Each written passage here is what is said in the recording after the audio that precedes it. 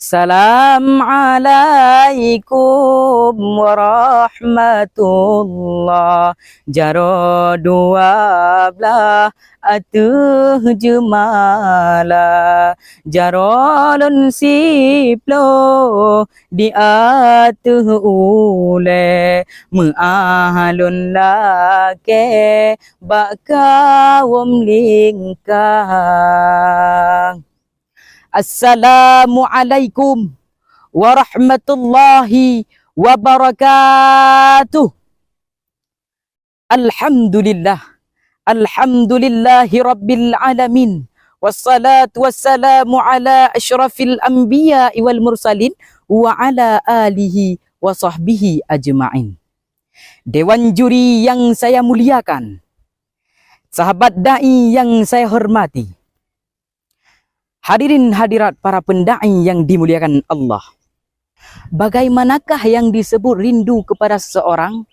Rindu kepada seseorang adalah rindu satu antara lainnya, tapi rindu terhadap Rasulullah sallallahu alaihi wasallam adalah rindu yang mukhtabar.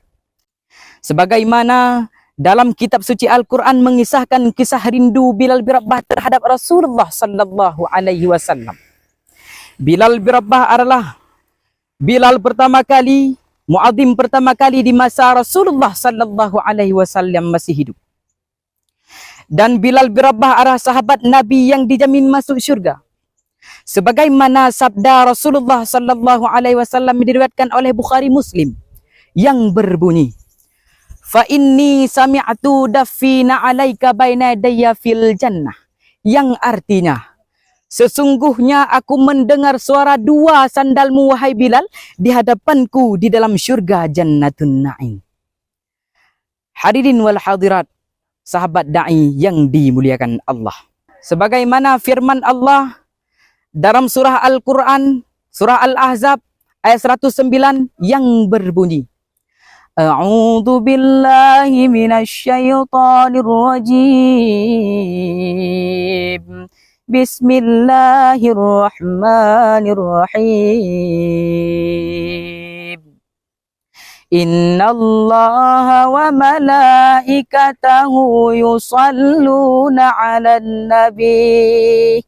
Ya ayyuhalladzina amanu sallu 'alaihi wa sallimu taslima. Yang artinya, sesungguhnya Allah dan para malaikat bersalawat kepadanya.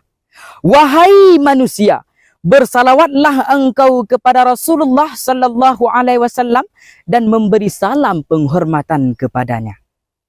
Hadirin wal hadirat, sahabat da'i yang dimuliakan Allah. Dikala Bilal bin Rabah merindukan sang Rasulullah sallallahu alaihi wasallam, langsung saja beliau mengumandangkan salawat. Bagaimana salawatnya kawan-kawan? Sallallahu wasallama ala nabi sayyidina Muhammadin wa alihi wa sahbihi ajma'ina. Allah sallallahu wasallama ala nabi sayyidina Muhammadin wa alihi wa sahbihi ajma'in. Cukup sekian. Hadanallahu wa iyyakum ajma'in. Assalamualaikum warahmatullahi wabarakatuh.